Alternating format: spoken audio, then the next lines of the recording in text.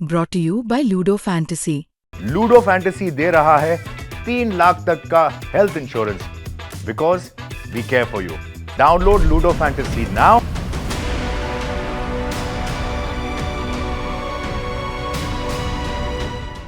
बिहार के लिए ये साल बेहद खास है। ये साल चुनावी साल है।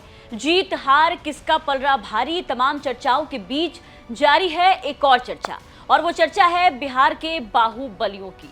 अनंत सिंह, आनंद मोहन सिंह, सूरजभान सिंह, रामा सिंह और भी कई बाहुबली नेता अब की चुनाव में लगाएंगे किसका बेड़ा पार, ये बना हुआ है बड़ा सवाल इस बार के विधानसभा चुनाव में। नमस्कार, बिहार तक देख रहे हैं आप और आपके साथ मैं हूं हर्षिता सिंह। बिहार की सियासत में बाहुबल के तड़के की परंपरा पुरानी है।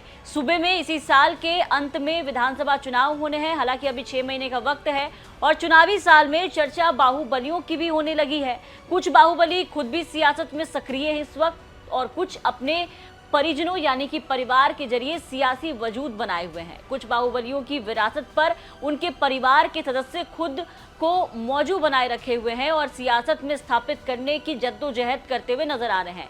अब आज के इस वीडियो में नजर डालेंगे, बात करेंगे ऐसे ही बाहुबलियों की राजनीति पर कि वो खुद या अपने परिवार को इस बार के चुनाव से पहले किस दल की ओर ले जाते नजर आते हैं और किसकी जो नैया है वो यहाँ पर पार लगाते हुए नजर आएंगे। और सबसे पहले बात करेंगे हम अनंत सिंह की। रौबदार मूछे, काउबाऊ हैट और हमेशा चश्मा पहनने के शौकीन अनंत सिंह ने दोस्ती और दुश्मनी बराबर की पाली है। मोकामा के पूर्व विधायक अनंत सिंह की विधानसभा सदस्यता रद्द होने के बाद हुए उपचुनाव में उनकी पत्नी नीलम देवी विजयी रही थी। नीलम देवी राष्ट्रीय जनता दल यानी कि आरजेडी के टिकट पर विधायक निर्वाचित हुई थी और तब जेडीयू भी महागठबंधन में ही थी। नीतीश कुमार की पार्टी जब एनडीए में लौटी और सरकार बनाई तब आपने देखा कि विश्वास मत जब दिया जा रहा था तो विश्वास प्रस्ताव के दौरान नीलम देवी ने नीतीश कुमार के पक्ष में मतदान किया था। भूमियार नेता अनंत सिंह की गिनती कभी नीतीश कुमार के करीबियों में होती थी। छोटे सरकार के उपनाम से मशहूर है ये नेता। साल 2005 में पहली बार जेडीयू के टिकट पर ही विधानसभा पहुंचे थे। तब से अब तक मोकामा विधानसभा सीट पर अनंत सिंह का दबदबा कायम है। अनंत सिंह और उनका परिवार इस बार जेडीयू की ओर है। अब देखना होगा कि इस बार अनंत सिंह की पत्नी को टिकट देती है जेडीयू तो कितना कमाल कर पाते हैं। अब नाम है सूरजभान सिंह का, वो बाहुबली जिसके अपराध की तपिश से बिहार सिहर उठा था। बिहार में आनंद मोहन सिंह, अनंत सिंह जैसे दबंगों के बीच एक बाहुबली नेता ऐसे भी रहे जिनके गुनाहों का सूरज उनकी उम्र के साथ बढ़ता चला गया। अपराध की सीढ़ियां सूरजभान ने इतनी तेजी से चढ़ी कि लोग उसके नाम से ही कांपने लगे थे। रंगदारी, अपहरण, हत्या जैसे अपराध जो है सूरजभान सिंह के लिए आम हो चुकी थी। सूरजभान पहले बाहुबली, फिर विधायक और इसके बाद सांसद बने। अगर सूरजभान के पूरे राजनीतिक सफर को हम देखें तो साल 2000 में बिहार चुनाव में मोकामा विधानसभा सीट से निर्दलीय चुनाव जीते थे। उन्होंने तब लालू यादव की सरकार में मंत्री रहे दिलीप सिंह को शिकस्त दी थी। दिलीप सिंह बाहुबली अनंत सिंह के बड़े भाई थे। सूरजभान सिंह की अगर बात करें तो सूरजभान सिंह 2004 में रामविलास पासवान की अगुवाई वाली लोक जनशक्ति पार्टी यानी कि एलजेपी के टिकट पर मुंगेर सीट से चुनाव लड़े थे और मुंगेर सीट से सांसद भी बने। सूरजभान सिंह की पत्नी वीणा देवी भी मुंगेर सीट से सांसद रही हैं। सूरजभान का परिवार फिलहाल चिराग पासवान की पार्टी में है जो जेडीयू की अगुवाई वाली सत्ताधारी राष्ट्रीय जनतांत्रिक गठबंधन यानी कि एनडीए में शामिल है। सूरजभान की अगर बात करें तो इस बार उन्होंने चुनाव से पहले ये ऐलान भी कर दिया है कि मोकामा से इस बार छोटे सरकार उर्फ अनंत सिंह को जीतने नहीं देंगे अगर उनकी पत्नी यहाँ पर चुनाव लड़ती है तो। अब दोनों का ही परिवार यहाँ देखिए कि एनडीए में है और ऐलान के बाद तकरार निश्चित मानी जा रही है। ऐसे में देखना दिलचस्प होगा कि एनडीए में कैसे सामंजस्य बिठाया जाता है इन दोनों बाहुबलियों के बीच में और किसका पलड़ा भारी होता है। अब बात करते हैं आनंद मोहन सिंह की। बिहार की राजनीति में कई बाहुबली नेताओं ने अपना दम दिखाया। कई नेताओं की मौत हो चुकी है तो कई अभी भी राजनीति के मैदान में सक्रिय है। इन नेताओं में एक नाम है आनंद मोहन सिंह का, जिस नाम से बिहार का बच्चा भली भांति परिचित है।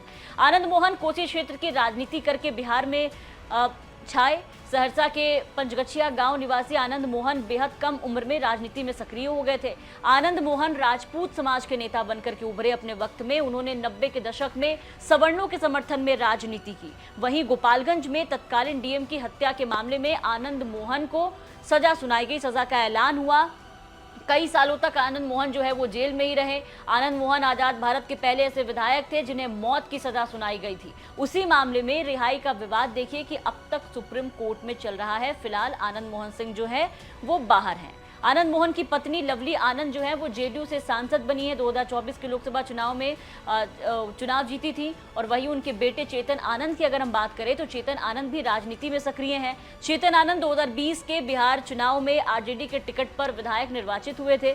चेतन आनंद का नाम भी आरजेडी के उन विधायकों में शामिल है जिन्होंने जेडीयू के महागठबंधन से एग्जिट करने के बाद नीतीश सरकार को अपना विश्वास मत दिया है, उनके पक्ष में मतदान किया है। और तभी के बाद से ये जो आनंद मोहन के बेटे हैं चेतन आनंद, तेजस्वी, इन पर काफ़ी ज़्यादा फायर भी नजर आते हैं। आगे चर्चा करते हैं हम रामा सिंह के नाम की। राम किशोर सिंह उर्फ रामा सिंह, जो कि हाजीपुर संसदीय सीट के तहत आने वाली महनार विधानसभा सीट से विधायकी का चुनाव लड़कर राजनीति में कदम रखा था। रामा सिंह 5 बार के पूर्व विधायक हैं और 1 बार सांसद भी रहे हैं। 2014 के आम चुनाव में लोक जनशक्ति पार्टी के टिकट पर वैशाली सीट से चुनावी मैदान में उतरे। रामा सिंह ने आरजेडी के कदावर रघुवंश प्रसाद सिंह को यहां पर मात दी थी और रामा सिंह 2020 में आरजेडी में शामिल हो गए थे। 2024 के लोकसभा चुनाव के समय वो चिराग पासवान की पार्टी में लौट आए। ऐसे में देखना होगा कि 2025 के विधानसभा चुनाव में वो कितना समर्थन देते हैं और उनका कितना सिक्का यहाँ पर देखने को मिलता है, कितना बोलबाला यहाँ पर मिलता है। पप्पू यादव की भी चर्चा करेंगे इस लिस्ट में हम। बतौर निर्दलीय विधायक की जीत कर सियासत में कदम रखने वाले राजेश रंजन और पप्पू यादव पूर्णिया लोकसभा सीट से निर्दलीय सांसद बने हैं। पप्पू यादव ने लोकसभा चुनाव से पहले अपनी पार्टी जन अधिकार पार्टी का कांग्रेस में विलय कर दिया था। सीट बंटवारे में पूर्णिया लोकसभा सीट जो है वो आरजेडी के खाते में चली गई थी। सीमांचल का एक भी वैसा सीट की अगर हम बात करें तो वो कांग्रेस के खाते में नहीं आई, जो कांग्रेस पप्पू यादव को देकर के चुनावी मैदान में उतारती। जिसके बाद पप्पू यादव निर्दलीय चुनावी मैदान में उतरे और जीत भी गए। वो दूसरे राज्यों में भी कांग्रेस का प्रचार करते नजर आते हैं। उनकी पत्नी रंजीत रंजन भी कांग्रेस से राज्यसभा सांसद है। पप्पू यादव और उनका परिवार इस बार कांग्रेस के साथ है। देखना होगा कि पप्पू यादव का कितना जलवा 2025 के विधानसभा चुनाव में देखने को मिलता है। कांग्रेस को ये कहां से कहां पहुंचाते हैं। अब बात करते हैं प्रभुनाथ सिंह की। प्रभुनाथ सिंह जो जेल में उम्र कैद की सजा काट रहे हैं। साल 1995 में बिहार विधानसभा चुनाव के लिए 25 मार्च को सारण जिले की मशरक सीट पर मतदान हो रहा था। इसमें मुख्य मुकाबला जो है वो जनता दल के उम्मीदवार अशोक सिंह और दूसरे उम्मीदवार प्रभुनाथ सिंह के बीच में हो रही थी। आरोपों के मुताबिक वोटिंग के दिन प्रभुनाथ सिंह अपने कार्यकर्ताओं के साथ पानापुर प्रखंड के धेनुकी इलाके से गुजर रहे थे। ऐसी कहानी जो निकल करके सामने आई थी और तभी दूसरे प्रत्याशी को वोट देकर लौट रहे कुछ युवकों पर प्रभुनाथ सिंह ने गोली चला दी थी। इसमें 2 लोगों की मौत हो गई थी। और फिर बिहार के महाराजगंज लोकसभा क्षेत्र के पूर्व सांसद प्रभुनाथ सिंह के खिलाफ साल 1995 के एक डबल मर्डर केस में आप देखिए कि सुप्रीम कोर्ट ने उन्हें उम्र कैद की सजा सुनाई थी। शीर्ष अदालत ने इस केस को प्रभुनाथ सिंह को कुछ दिनों पहले दोषी करार दिया और उन्हें उम्र कैद की सजा सुनाई। कोर्ट ने इस हत्याकांड में अभियुक्त बनाए गए बाकी जितने भी लोग थे उन सबको बरी कर दिया था। और आरोपों के मुताबिक प्रभुनाथ सिंह ने दूसरी पार्टी को वोट देने वाले 2 लोगों की गोली मारकर हत्या की थी, जिसके बाद उन्हें यह सजा सुनाई गई। अब आरजेडी के पूर्व सांसद प्रभुनाथ सिंह के जो बेटे हैं रणधीर सिंह, वो राजनीति में हैं और विधायक भी रहे हैं। पिछले विधानसभा चुनाव में प्रभुनाथ सिंह के बेटे रणधीर ने छपरा और भतीजे सुधीर सिंह ने तरैया सीट से चुनाव लड़ा था। दोनों को ही हार का सामना करना पड़ा था। उनके भाई केदारनाथ सिंह बनियापुर सीट से लगातार 3 बार विधायक रहे हैं।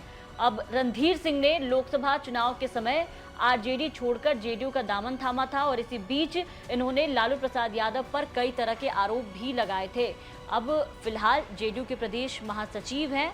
देखना होगा कि इस बार इनका कितना सिक्का चलता है और कितना बोलबाला जो है वो देखने को मिलता है। भले ही बिहार की राजनीति में जितनी भी पार्टियां हैं वो खुद को पाक साफ बता ले, लेकिन हमेशा जब चुनाव का वक्त आता है या चुनाव से पहले भी राजनीति में बाहुबल की जरूरत इन्हें पड़ती है। और जितने भी बाहुबली का नाम हमने आपको गिनवाया यहाँ पर या फिर उनकी कहानी सुनाई, उन तमाम बाहुबलियों में आपने देखा कि सबके परिवार वाले राजनीति में सक्रिय हैं। कभी वो भी राजनीति में सक्रिय थे और एक बार फिर से बिहार में विधानसभा चुनाव है तो देखना होगा कि किस पार्टी को बाहुबली का कितना समर्थन मिलता है और ये बाहुबली किसकी नैया पार लगाते हैं, कौन किस पर भारी पड़ता है।